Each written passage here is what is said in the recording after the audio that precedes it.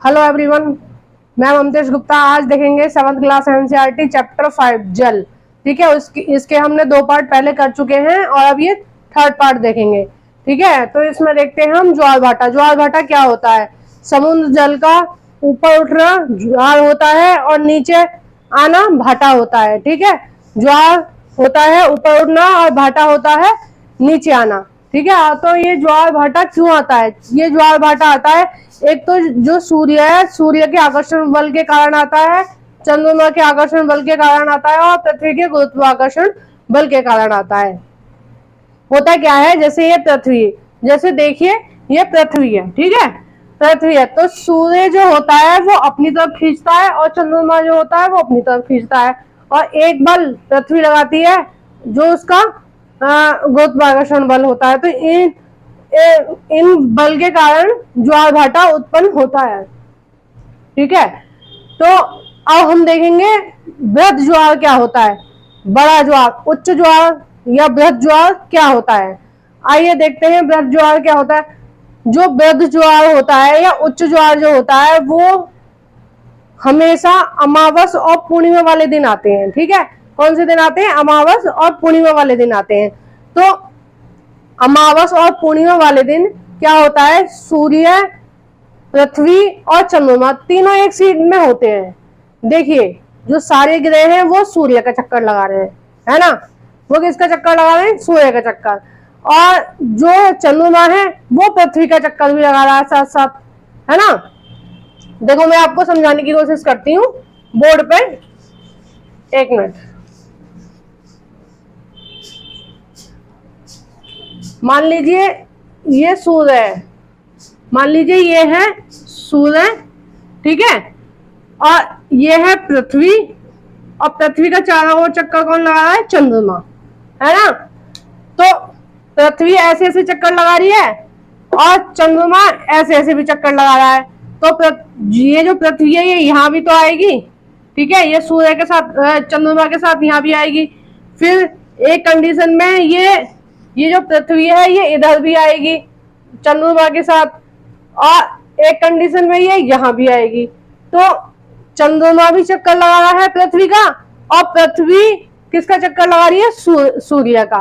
तो क्या होता है बृहद ज्वार में या उच्च ज्वार में, क्या होता है कि पृथ्वी, सूर्य, चंद्रमा ये तीनों एक लाइन में आ जाते हैं, जैसा कि इस चित्र में दिखाया गया है। सबसे पहले देखिए सूर्य, ठीक है, सूर्य, उसके बाद चंद्रमा और उसके बाद पृथ्वी, ठीक है ना।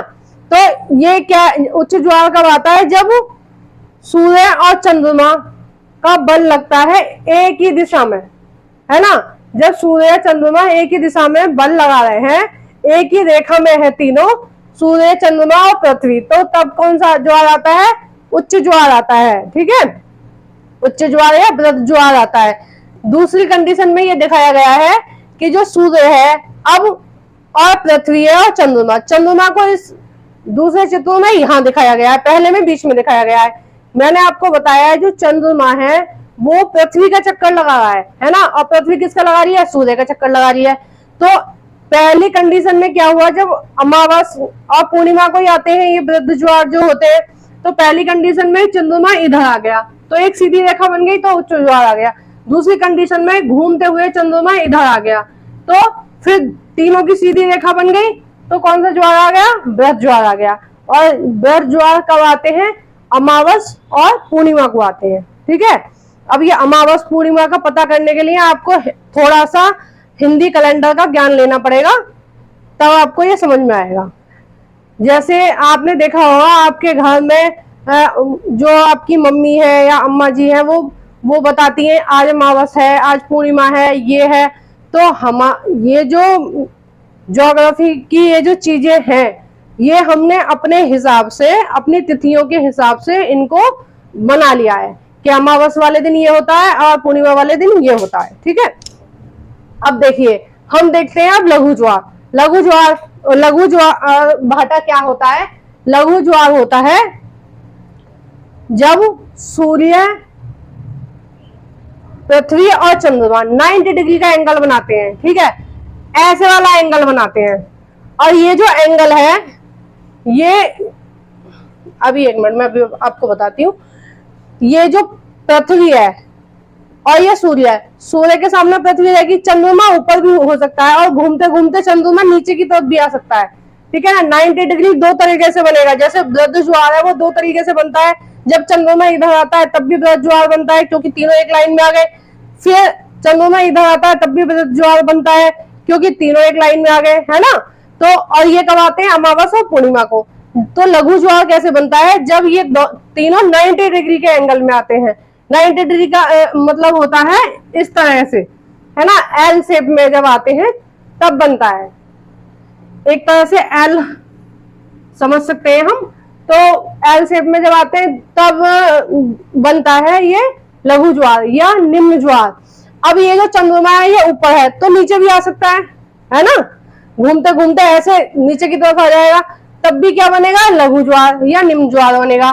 एक कंडीशन तो इसमें ये दिखाई गई है कि पृथ्वी, सूर्य है, ये सूर्य और इसके सामने है पृथ्वी, ठीक है, और चंद्रमा कहाँ है, ऊपर चंद्रमा, और दूसरी कंडीशन में चंद्रमा किधर आ सकता है, इधर, ठीक है।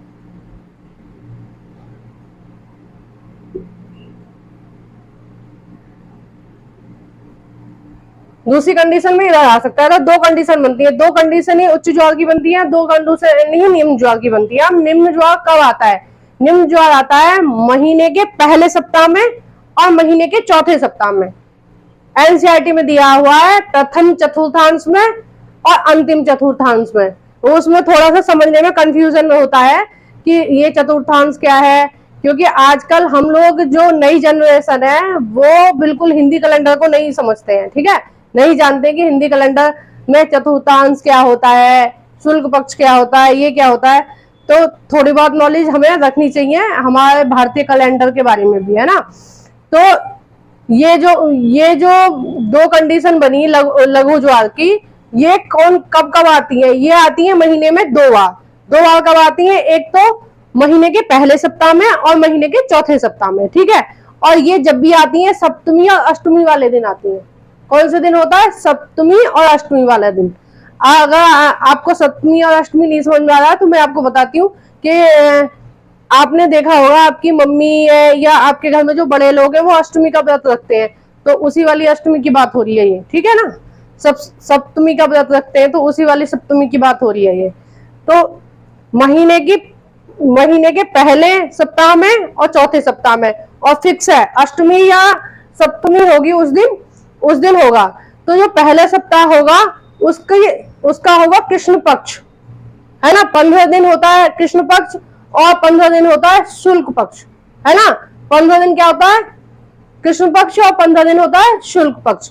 तो जो ये कृष्ण पक्ष और शुल्क पक्ष की अष्टमी और सप्तमी को आते हैं निम्न ज्वार या लघु ज्वार। अब देखते हैं महासागरीय जलधारा। महासागरीय जलधारा क्या होती है, ये कैसे उत्पन्न होती है, क्या होता है, उसको देखते हैं। तो महासागरीय जलधाराएं, मैं इसको वर्ल्ड मैप पे दिखाती हूँ पहले, बड़े वाले मैप में, छोटे वाले मैप में आपको क्लियर से नहीं दिख रहा होगा। अब देखिए पृथ्वी के बीचों बीच एक काल्पनिक रेखा खींची गई है, उसका नाम है भूमध्य रेखा या विषुवत रेखा या इक्वेटर, है ना। इक्वेटर का क्या मतलब है कि जो सूर्य की किरणें हैं वो इक्वेटर पे बिल्कुल सीधी पड़ रही हैं, ठीक है। इक्वेटर ये हो गया और सूर्य की किरणें एकदम सीधी पड़ रही हैं। जब सूर्य की किरणें सीधी पड़ रही हैं तो सबसे ज्यादा गर्मी इक्वेटर पे होगी।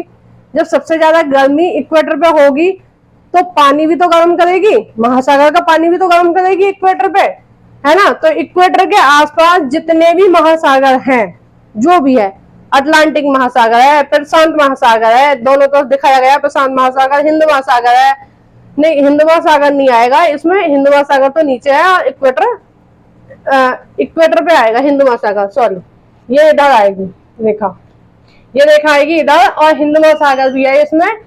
तो ये तीन बड़े सागर आते हैं। तो इन सागरों का जो पानी है वो गर्मी के कारण गर्म हो जाता है, ठीक है, और गर्म होता है तो जो ये इक्वेटर के आसपास जो धाराएं चलती हैं, जो जल धाराएं चलती हैं वो कैसी होती हैं? गर्म। कौन सी होती हैं वो धाराएं? गर्म। ये इधर की तरफ चलेंगी और इधर की तरफ चलेंगी। कौन सी होंगी? विषुवतीय रेखा यानी इक्वेटर से या विषुवत रेखा से या भूमध्य रेखा से नीचे की तरफ जो चलेंगी वो कौन सी धाराएं होंगी? वो होंगी गर्म जल धाराएं, है ना। इसी तरह से उत्तर में भी चलेंगी, इधर की तरफ, ऊपर की तरफ, तो ये कौन सी जल धाराएं होंगी? गर्म। लेकिन ध्रुवों से नीचे की तरफ चलेंगी। जब ध्रुव कैसे हैं? जमे हुए, ग्लेशियर जमे हुए है ना, दोनों ध्रुव साउथ और नॉर्थ पोल क्या है? जमे हुई अवस्था में, बर्फ जमी हुई है वहां पे। तो वहां से जो पवने चलेंगी, वहां से पवने चलेंगी ठंडी पवन। नीचे की ध्रुव से और भूमध्य रेखा की तरफ जो पवने चलेंगी वो चलेंगी ठंडी, और जो इक्वेटर है उससे नीचे और ऊपर की तरफ कैसी चलेंगी? गर्म पवने। तो इस तरह से पवने चलती हैं। अब आपकी बुक में जो दी गई है, दो जल धाराएं दी गई है, एक तो गल्फ स्ट्रीम दी गई है और एक दी गई है देखो ये इक्वेटर है, इसमें मैं आपको बताती हूँ, अगर इसमें आपको ठीक से दिख रहा है तो ये इक्वेटर है और इक्वेटर से ऊपर की साइड जा रही है गल्फ स्ट्रीम, ठीक है। ये देखो ये ऐसे जा रही है गल्फ स्ट्रीम। तो ये कौन सी धारा है? ये चल रही है भूमध्य सागर से ध्रुव की ओर ऊपर की तरफ जा रही है। कौन सी जल धारा है? गर्म जल धारा, ठीक है। दूसरी जल धारा दिखाई गई है लैम्बाडोर। लैम्बाडोर जो जल धारा है वो क्या है? ध्रुव से और नीचे की तरफ आ रही है। कहाँ की तरफ आ रही है? वो नीचे की तरफ आ रही है। तो वो कौन सी जल धारा है? वो ठंडी जल धारा है ना। वो कौन सी जल धारा है? वो ठंडी जल धारा है। गल्फ स्ट्रीम गर्म जल धारा है और लैम्बाडोर ठंडी जल धारा है। तो जल धाराएं इसी हिसाब से चलती हैं। आपकी बुक में ये चित्र दिया गया है और कंपटीशन लेवल पे जो होते हैं गवर्नमेंट एग्जाम के जो एग्जाम होते हैं, गवर्नमेंट जॉब के लिए जो एग्जाम होते हैं, उनमें इनसे बहुत ज्यादा क्वेश्चन पूछे जाते हैं। तो आप अगर किसी भी गवर्नमेंट जॉब की तैयारी कर रही हैं तो आप इसको रख लीजिए अच्छे तरह से, कौन सी जल धारा किधर की तरफ चल रही है। अब जैसे ये ब्राजील की तरफ जो चलती हैं वो गर्म जल धाराएं चलती हैं।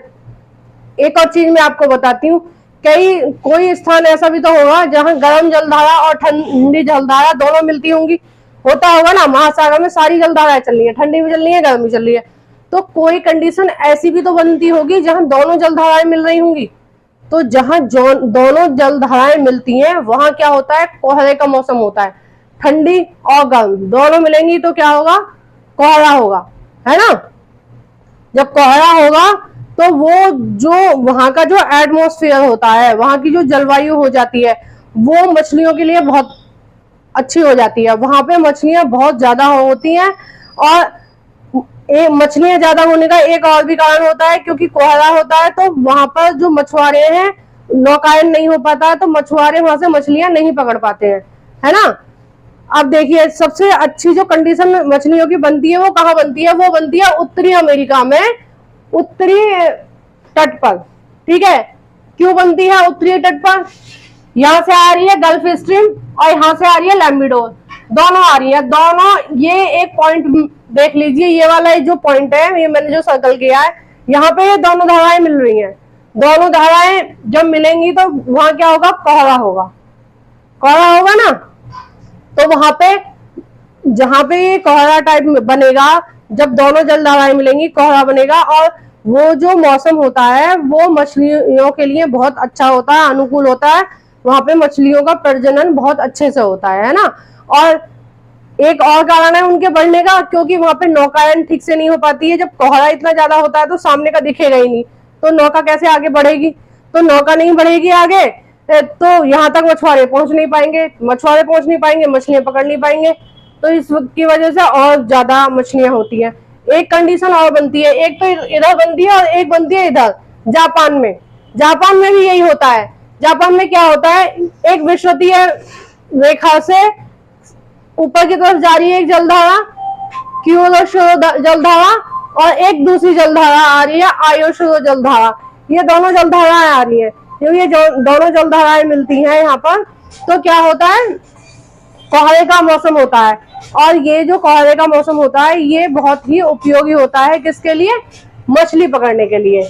आइए अब मैं ये इसका एक चीज छूट गई है, ज्वार की, निम्न ज्वार की और उच्च ज्वार की। ये जो उच्च ज्वार आते हैं ये बहुत ही इंपॉर्टेंट होते हैं हमारे लिए भी, ये हमारे मानव जाति के लिए भी बहुत ज्यादा इंपॉर्टेंट होते हैं। क्या उपयोग होता है इनका, उच्च ज्वार का? अब जैसे उच्च ज्वार आता है तो जो तट के आसपास लोग रहते हैं ना, तो उनको पता होता है कि कौन से समय उच्च ज्वार आएगा, कौन से समय निम्न ज्वार आएगा, क्योंकि इनका टाइम तो फिक्स होता है। इतने घंटे के बाद निम्न ज्वार आएगा, इतने घंटे के बाद उच्च ज्वार आएगा। तो जो पानी के जहाज आ रहे होते हैं माल लेके, तो हमारा सबसे ज्यादा जो व्यापार होता है वो किसकी वजह से होता है? जो पानी के जहाज होते हैं उनमें ही सामान भर के आता है, क्योंकि वो सबसे सस्ते पड़ते हैं, है ना।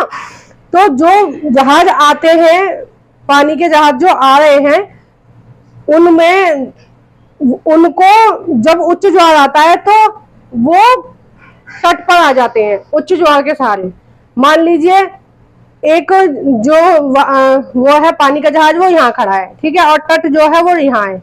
जब उच्च ज्वार आएगा तो स्पीड से पानी ऊपर आएगा, जब स्पीड से पानी ऊपर आएगा तो अपने साथ साथ उसको वो जो जहाज है पानी का उसको भी ले आएगा। एक तो फायदा ये होता है। दूसरा फायदा क्या होता है कि जो बड़ी बड़ी मछलियां होती हैं, छोटी छोटी मछलियां होती हैं, सभी प्रकार की मछलियां होती हैं, जब उच्च ज्वार आता है तो मछलियां अपने आप को संभाल नहीं पाती हैं और वो पानी के साथ ही बहकर आ जाती हैं। और जब ज्वार जाता है, जब उच्च ज्वार आता है फिर निम्न ज्वार भी तो आएगा, वो सॉरी, जब ज्वार आएगा तो फिर भाटा भी तो होगा ना। जब ज्वार आता है तो सारी मछलियां किनारे पे आ जाती हैं और भाटे के साथ वो नहीं जा पाती हैं। तो उससे क्या होगा, मछुआरों को मछली पकड़ने की जरूरत भी नहीं होती है, उन्हें जाल डालने की भी जरूरत नहीं होती है, और ऐसे ही उनको तट पे मिल जाती हैं मछलियां पड़ी हुई और वो पकड़ लेते हैं। 2 फायदे हो गए। तीसरा फायदा, जो हमारी जल विद्युत बनती है, यानी कि जो बिजली बनती है पानी से, वो उसमें बहुत सहायक होते हैं।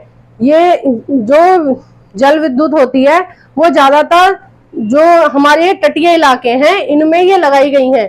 इस तरह की जल विद्युत बनाई जाती है। वो जब ज्वार आता है तो टरबाइन घूम जाती है उसकी वजह से। जैसे ये गुजरात है, यहाँ पर ये गुजरात, महाराष्ट्र, इस यहाँ पर जो बिजली बनती है वो उच्च ज्वार, वो सॉरी, यहाँ पर जो बिजली बनती है वो ज्वार और भाटा के द्वारा ही बनाई जाती है, ठीक है। तो इसी तरह की और इन्फॉर्मेशन के लिए सब्सक्राइब करें मेरा चैनल एनसीईआरटी ममतेज गुप्ता। लाइक और कमेंट भी किया करो, ठीक है, उससे मुझे मोटिवेशन मिलता है। आप 200-300 लोग एक वीडियो को देख रहे हो और लाइक 10-15 इतने कम लाइक आ रहे हैं, कमेंट भी नहीं करते हो। कमेंट भी करो, लाइक भी करो वीडियो को, और मुझे ज्यादा से ज्यादा सपोर्ट करो। नए हो तो चैनल पे सब्सक्राइब करो। Thank you for watching.